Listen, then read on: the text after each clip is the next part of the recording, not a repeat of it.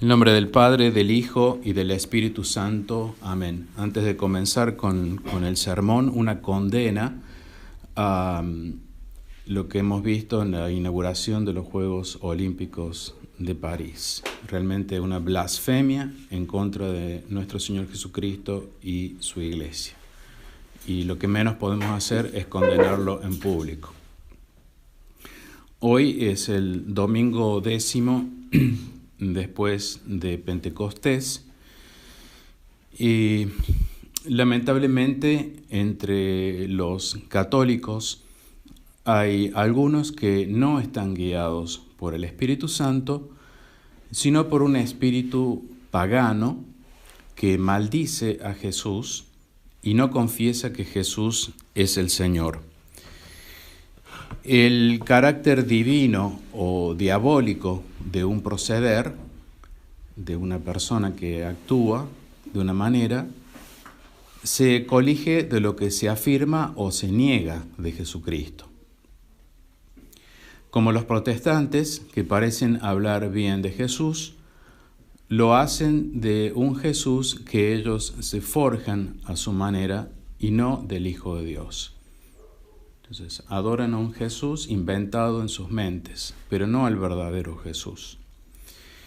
Entonces, San Pablo hoy nos dice que nadie que hable en el Espíritu de Dios dice anatema sea Jesús, es decir, maldito sea Jesús. Y ninguno puede exclamar Jesús es el Señor si no es en el Espíritu Santo. A quien sinceramente no le interesa Jesús, no tiene el Espíritu Santo, y a quien lo reconoce como Señor, tiene el Espíritu Santo. Ha aparecido entre nosotros una nueva herejía que no lo confiesa como Señor, sino que maldice de Jesús, como lo que nos dice San Pablo. Es la herejía de aquellos que se quedan solos en casa. En vez de contentarse con su suerte de tener acceso a un sacerdote y así bendecir a Dios y trabajar por Dios y por la edificación de su iglesia, poniendo a disposición de los demás miembros de la iglesia todas sus capacidades que el mismo y único Espíritu les ha repartido a cada uno según le place, se quedan solos en casa. Es como lo que nos dice hoy San Pablo. Los dones visibles del Espíritu Santo se dan a cada uno para la utilidad de toda la iglesia, es decir, de cada uno de nosotros. Así pues, el que no concurre a estar en comunidad con la iglesia, a la Santa Misa, priva a los demás miembros del espíritu particular que ha recibido del Espíritu Santo, como por ejemplo hablar con sabiduría, otro recibe el don de hablar con mucha ciencia, otro una fe viva, otro la gracia de curar enfermedades, a unos el don de hacer milagros, a otros el don de profecía, a estos discreción de espíritus, a aquellos el don de hablar varios idiomas y a otros el de interpretar las palabras. Entonces, se priva de todos estos dones particulares porque cada uno aporta su don o espíritu particular que le ha dado el Espíritu Santo para utilidad de la iglesia. El no concurrir a la iglesia, el no concurrir a la Santa Misa, afecta en este sentido. No acuden a los sacramentos argumentando que en la Iglesia Católica ya no hay obispos ni sacerdotes válidos, que continúen la sucesión apostólica, dando a entender con ello que la Iglesia ha defeccionado, ha fallado y que Jesús ha fracasado en su intento de llevar el Evangelio a todo el mundo. Esa Ese es el mensaje que hay de trasfondo que dan a entender cuando dicen no acudimos a los sacramentos, buscando como excusa que no hay ni obispos ni sacerdotes válidos, pudiendo asistir ciertamente. No es de extrañar que, como toda otra herejía, esta nueva herejía sea acuñada por los mismos judíos de siempre. En su tiempo, los escribas y los fariseos arremetieron contra nuestro Señor Jesucristo para quitarlo del medio. Y las cosas no han cambiado con los siglos. Hoy se quita a nuestro Señor del medio con la no recepción de los verdaderos sacramentos. Nos sacamos de encima a Jesucristo, en vistas a la destrucción de la Iglesia católica. Es el objetivo que persigue la judeo-masonería, la destrucción de la Iglesia católica. Comparten este objetivo los protestantes, que son patrocinados por el mismo sionismo judío. Son un hijo o un invento de esta judeo-masonería. Específicamente los que odian la verdadera Santa Misa y los verdaderos sacramentos son los que están hoy la Iglesia falsa del Vaticano II, que comparte también este objetivo de la judeo-masonería y de los protestantes de destruir la Iglesia católica, y por eso se encuentran hoy la judeo-masonería en el interior de lo que parece ser la Iglesia católica. Esta falsa iglesia que introdujo y sigue introduciendo herejías. Junto a la adulteración de la misa de siempre llevada a cabo por Juan XXIII, al introducir el Elcano en la mención de San José, y a la bastarda misa del Novus Ordo de Pablo VI, lo que se conoce como la Misa Nueva, que es la que se celebra en la mayoría de los templos católicos que han dejado de ser católicos por esta desecración, misa o falsa misa introducida después del Conciliábulo Vaticano II, verdaderamente no es misa sino un servicio protestante. Junto con todo esto, se adulteraron también los sacramentos. Y se han presentado como católicos sacramentos inválidos, en especial el del orden sagrado, que supuestamente confiere el sacramento del orden, o aparentemente confiere el sacramento del orden, creando solapadamente sacerdotes falsos. Crean sacerdotes a los cuales se ha conferido el sacramento del orden, aparentemente, y por lo tanto no son sacerdotes, no son verdaderos sacerdotes. Y todo esto no puede ser sino obra de Satanás. Y lamentablemente los que se quedan solos en casa, culpable o inculpablemente, teniendo acceso a los verdaderos sacerdotes y sacramentos, se convierten en sus más fieles adeptos. Maldicen de Jesús, como dice San Pablo, y no lo reconocen como Señor, porque no tienen el Espíritu Santo. Se alejan a sí mismos y alejan a las almas de quienes están a su alrededor de la verdadera Iglesia católica, lo que los lleva a vivir en una total desesperanza por la carencia de la verdadera Santa Misa y los verdaderos sacramentos. Los originadores de esta perniciosa corriente son los mismos demonios que manejan la judeo-masonería, el protestantismo judeo-sionistas y la contraiglesia que se instaló en Roma después del Conciliábulo Vaticano II, que es la gran ramera que leemos en el capítulo 17 del Apocalipsis. La falta de sincero interés por Jesucristo, que está presente en el verdadero sacramento de la Eucaristía, pone a esta gente que se queda solo en casa de manifiesto. No hay un verdadero interés por Jesucristo. Rehúsan ir a buscarlo, rehúsan ir a consolarlo en la soledad del sagrario, y por eso en la parusía Dios los abandonará a su suerte. Más que una excusa, es una comodidad. Se busca como comodidad el quedarse en la casa. Y esta maldad de no estar interesado en nuestro Señor Jesucristo y de no acudir a Él, es un regreso al paganismo. No hay otra cosa que decir. Ya no es más esto catolicismo, sino paganismo.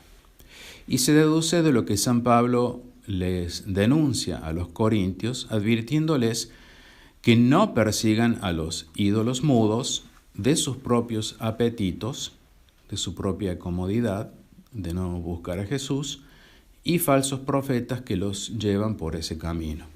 Dice San Pablo, como cuando erais paganos, que erais arrastrados en pos de ídolos mudos a gusto de los que os guían. Y el profeta Habacuc en el Antiguo Testamento los define así: ¿de qué sirve a la estatua el que la haya tallado su autor? ¿De qué sirve a los solos en casa ser católicos, si luego maldicen de Jesús y no lo reconocen como Señor, no yendo a sus sacramentos, pudiendo ir? Hay aquí doblez.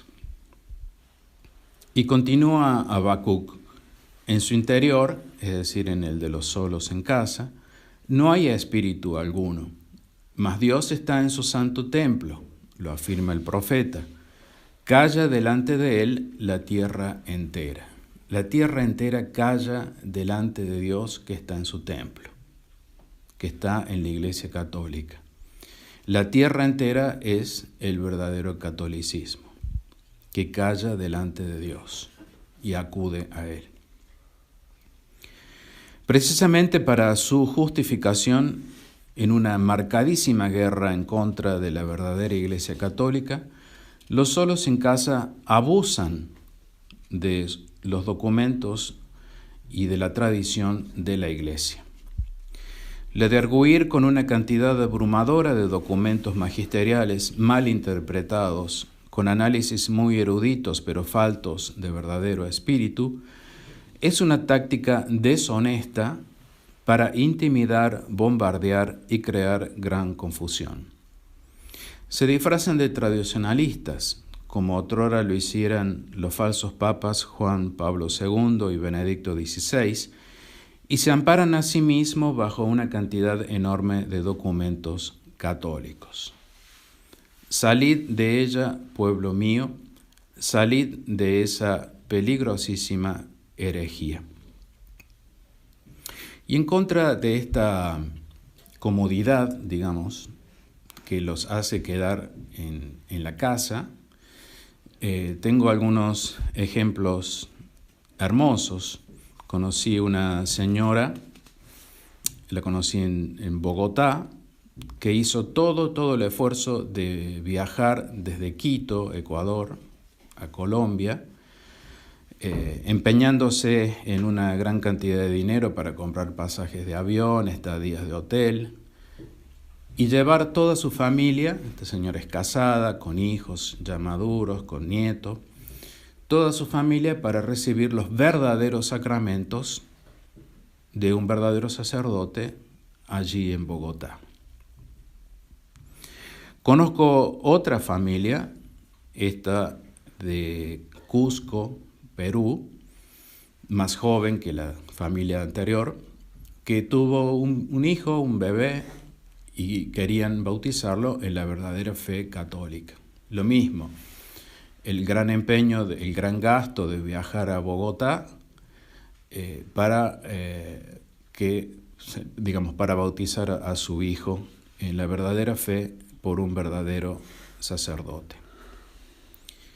Eso va en contra de la comodidad de todo aquel que no sale a buscar a nuestro Señor Jesucristo. Y mis felicitaciones por estas familias.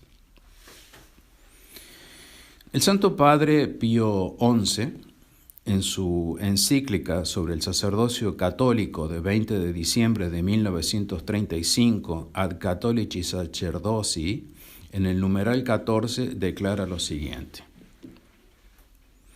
Y desde entonces los apóstoles y sus sucesores en el sacerdocio comenzaron a elevar al cielo la ofrenda pura es el sacrificio de la Santa Misa, profetizada por Malaquías, por lo cual el nombre de Dios es grande entre las gentes, y a toda hora del día y de la noche seguirá ofreciéndose el sacrificio de la Santa Misa sin cesar hasta el fin del mundo. Lo dice el Santo Padre Pío XI, vuelvo a repetir, lo dice la Iglesia, el Santo Padre que es infalible, el sacrificio de la Santa Misa sin cesar hasta el fin del mundo. Hasta el fin del mundo, o sea, hasta la segunda venida de nuestro Señor Jesucristo. Contrariamente a lo que sostienen los solos en casa, queda clarísimo que la verdadera Santa Misa, ofrecida por el verdadero sacrificio y obispado, constituyen una verdad magisterial y bimilenaria de la Iglesia hasta el fin del mundo.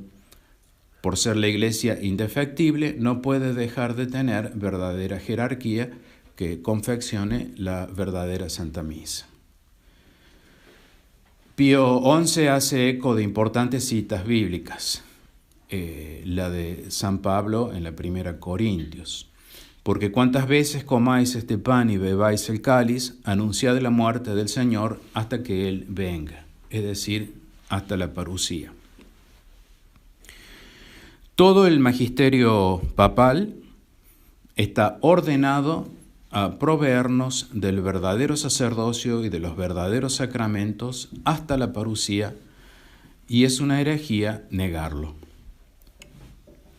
Al falso sacerdocio y a los falsos sacramentos de la contraiglesia hoy presente en Roma, la gran ramera del Apocalipsis, se le puede aplicar lo que el Papa León XIII, en su documento Apostolicae Curae del 13 de septiembre de 1896, aplicó al falso sacerdocio y a los falsos sacramentos anglicanos. El falso sacerdocio y los falsos sacramentos de la contraiglesia de Roma son inválidos, nulos, porque fueron modificados en lo esencial. Son otra cosa, para decirlo con palabras simples. No son sacramentos, son otra cosa.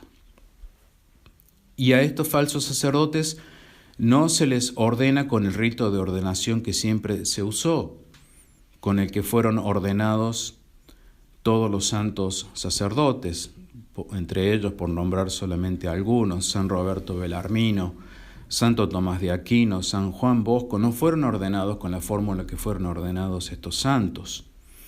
Y estos falsos sacramentos no confieren lo que la Santa Iglesia manda según las Escrituras, no confieren los sacramentos. Por lo tanto, la contraiglesia que ocupa el Vaticano hoy no está ni con Cristo ni con la verdadera Iglesia católica, no tiene nada que ver. Es una secta infame disfrazada de católica que maldice de Jesús y no lo reconoce como Señor, como nos dice San Pablo. El Catecismo Mayor de San Pío X, en su numeral 823, se pregunta si el sacerdocio católico no faltará jamás en el mundo. El Santo Padre responde que el sacerdocio católico, no obstante la guerra que mueve contra él, el infierno, durará hasta el fin de los siglos, porque Jesucristo ha prometido que las potestades del infierno no prevalecerán jamás contra su Iglesia. Es muy claro. En la breve historia de la religión de su santidad el Papa San Pío X, con respecto a la nota de la Iglesia Una, dice en el numeral 138, en el ejercicio no interrumpido de la fe, esperanza y caridad, se verá resplandecer la unidad de la Iglesia. En tanta gente diversa reunidos en una sociedad gobernada siempre por una misma y perpetua jerarquía, se verá resplandecer la unidad de la Iglesia.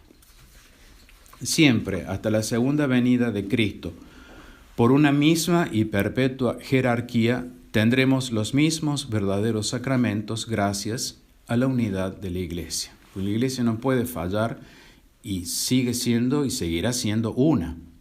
Y por esa razón es que sigue manteniendo la jerarquía y los sacramentos. San Pío X entonces lo expresa en dos documentos, haciendo eco de las verdades de la Iglesia según las palabras confirmadas de Cristo. Y esto es dogmático, es decir, una ley divina inmutable, una ley que viene de Dios que no se puede cambiar. Que la Iglesia sea una y que ofrezca los verdaderos sacramentos es algo que no se puede cambiar. En cambio, los documentos de su santidad Pío XII, de los que hacen abuso los solos en casa, no son de carácter dogmático, sino disciplinar. Es decir, son leyes eclesiásticas mutables y circunstanciales. Es decir, cuando decimos carácter dogmático, quiere decir una ley que no se puede cambiar porque viene de Dios. Cuando decimos carácter disciplinar, es una ley que sí se puede cambiar o puede afectar en un tiempo u otro no, que viene, digamos, de los hombres de iglesia. Uno de esos documentos de su santidad el Papa Pío XII es la Constitución Apostólica Vacantis Apostolicae Sedis del 8 de diciembre de 1945. Este documento establece la normativa a seguir en tiempo de interregno, es decir, el espacio de tiempo vacante entre un papa y su sucesor. Es decir, prácticamente la Constitución dice: entre la muerte de un papa y la elección de otro papa no se deben hacer estas cosas. Pero este documento es un documento de carácter disciplinar y es un mandato para el bien de la Iglesia que sirve o se aplica en un determinado momento, pero en otro momento no sirve por las circunstancias. No se debe aplicar por las circunstancias. Precisamente la situación actual de la Santa Iglesia Católica es una situación de anormalidad extraordinaria. Ya lleva 66 años de interregno, desde el último Papa Pío XII hasta no sabemos cuándo habrá un nuevo Papa. Creemos fehacientemente que es la gran apostasía anunciada por Dios, es decir, este larguísimo tiempo de interregno, que no se nos diga, como he escuchado a un hombre de la Iglesia Nueva o de la Iglesia falsa de Roma, que no fue anunciado por Dios. Sí fue anunciado por Dios. Es la gran apostasía. Por eso estamos sin papas. Y ya van 66 años.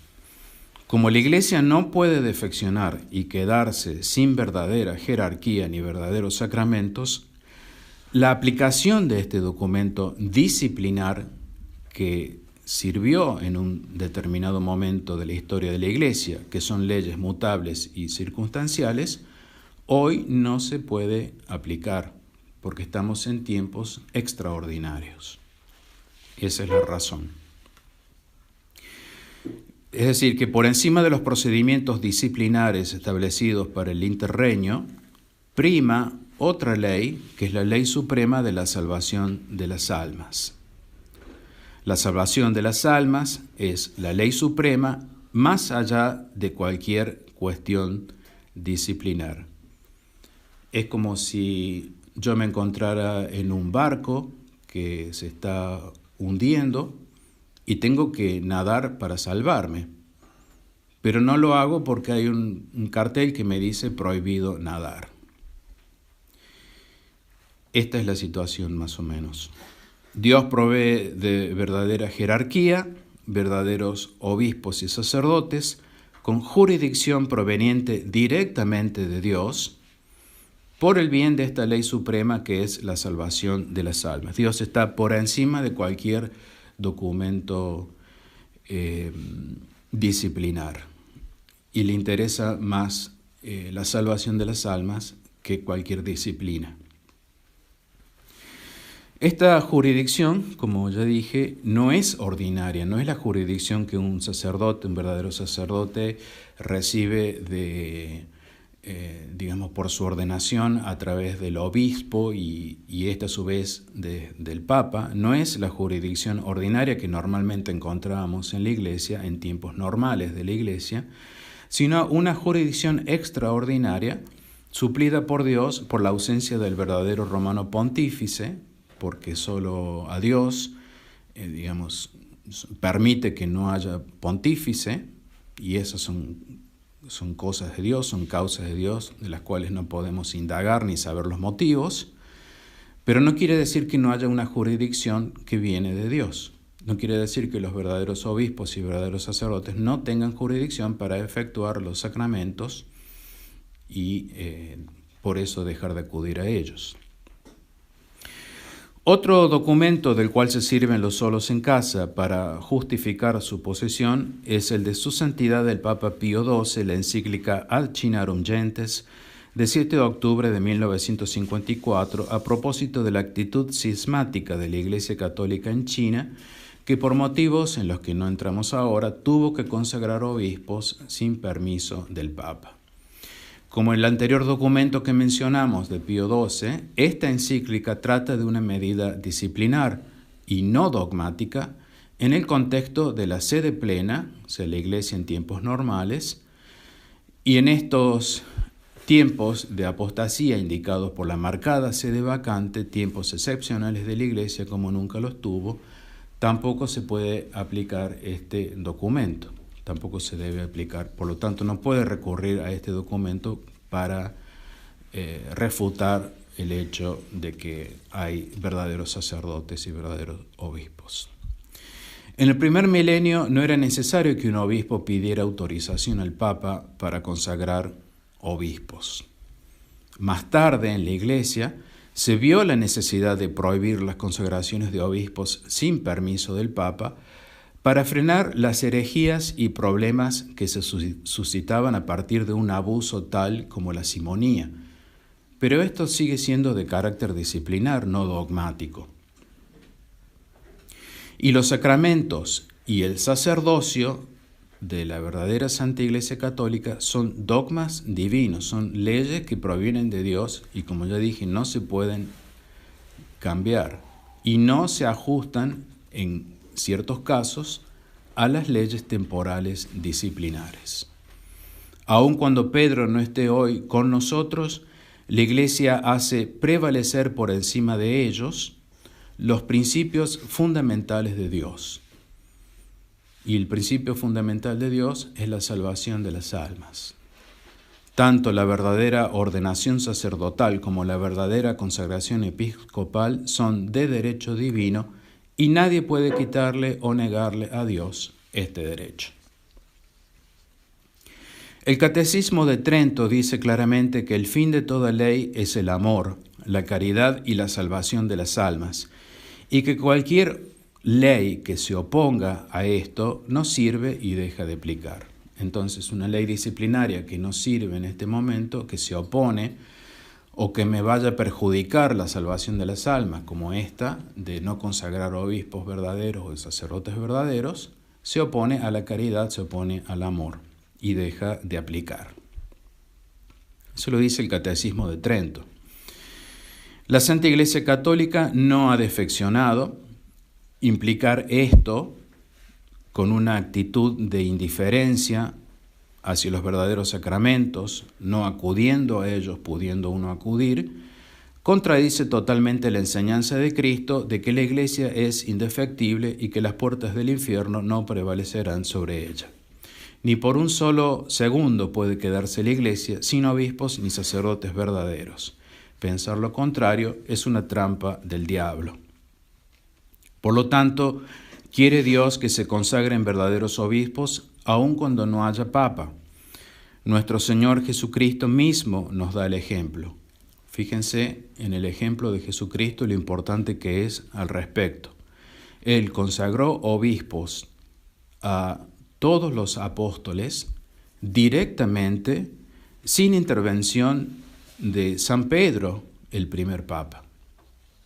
No tuvo que pedirle permiso a San Pedro para consagrar a los demás obispos. Hoy la Iglesia está eclipsada, el eclipse no impide que exista, la luna tapa el sol y el sol sigue existiendo a pesar del eclipse. No está muerta como afirman los solos en casa. La Iglesia está eclipsada. Esto lo dice San Mateo: inmediatamente después de la tribulación de aquellos días el sol se oscurecerá, la Santa Iglesia se oscurecerá, dejará de ser vista, y la luna no dará más su fulgor. Los astros caerán del cielo y las potencias de los cielos serán conmovidas. El sol se oscurecerá, pero eso no quiere decir que dejará de existir. ¿Y quién eclipsa a la Iglesia? Pues la Iglesia que hoy ocupa Roma, que se hace pasar por católica. La Iglesia es del Novus Ordo, la contraiglesia impía y herética, protestante y masónica, propugnada por los judíos en el Conciliábulo Vaticano II. Y la herejía de los solos en casa persigue los mismos objetivos, como ya dijimos, que esta contraiglesia: seducir a las almas para alejarlas del verdadero sacerdocio y obispado católicos, de las verdaderas misas y de los verdaderos sacramentos. Así es de grave este tema. Y los demonios han creado esta herejía, no proviene de ninguna entidad humana, sino de demonios que seducen al mal. Toda una obra de Satanás a través de sus demonios. La verdadera jerarquía de la Iglesia está dispersada en diversos grupos.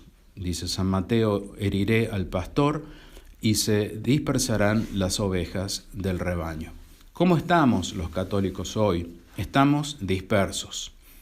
Somos grupos aislados que intentamos no desfallecer en la comunión de la verdadera fe, en la comunión de la misma fe con otros grupos católicos que están lejos de nosotros geográficamente, con una misma liturgia, con unos mismos sacramentos y con un mismo magisterio. La Iglesia es indefectible e indestructible y se mantiene en estos grupos dispersos por el mundo que luchan por ella, que luchan por la Iglesia, que luchan por nuestro Señor Jesucristo. También es indefectible la verdadera jerarquía, solo que el pastor está herido, el Papa no está, y estamos dispersos, como explica Cristo. Luego, la herejía solos en casa atenta contra las características conferidas por Cristo a la Iglesia. Atenta contra la duración de la Iglesia, pues ésta durará hasta el fin de los tiempos. Ellos dicen que ya no hay Iglesia. Atenta contra la apostolicidad de la Iglesia, una de las notas de la Iglesia, pues dicen que no hay continuidad con el cuerpo apostólico, lo cual es mentira. Atenta contra la visibilidad y cognoscibilidad de la Iglesia, es decir, la capacidad que tiene la Iglesia de ser reconocida o conocida, que se da a través de los verdaderos sacerdotes y verdaderos obispos válidamente ordenados. A través de ellos uno puede conocer la Iglesia, dispersos por el mundo, cuando dice que hoy no los hay. Atenta contra la unidad del credo y la comunión en la liturgia, pues dicen no hay sacerdotes verdaderos que la puedan realizar. Atenta por último contra la protección sobrenatural sacramental de la Iglesia. Los que pueden acudir a los verdaderos sacramentos por tener relativamente acceso a un verdadero sacerdote totalmente legítimo, válido y lícito, con la verdadera sana doctrina y con verdaderos sacramentos, no debe dejar de hacerlo, no tienen excusas y tendrán que dar cuentas a Dios si lo hacen. Los laicos solos en casa pueden terriblemente caer en el error, no son inmunes al error, desgraciadamente. Nadie lo es, tampoco lo son ellos. Pueden muy bien confundir, como ya expliqué, leyes mutables y circunstanciales y disciplinares con leyes inmutables divinas que no vienen de la mente del hombre, sino directamente de Dios Padre, de Jesucristo y del Espíritu Santo, con las graves consecuencias que esa confusión implica. Corren ese riesgo y Dios les va a pedir cuenta. Se les invita a dejar de esparcir el veneno de altísima peligrosidad que constituye la herejía de quedarse solos en casa. Es una toxina más del infierno que hay que combatir sin misericordia. Son orgullosos impíos y solo podemos ayudarlos a que salgan de ahí con nuestras míseras oraciones.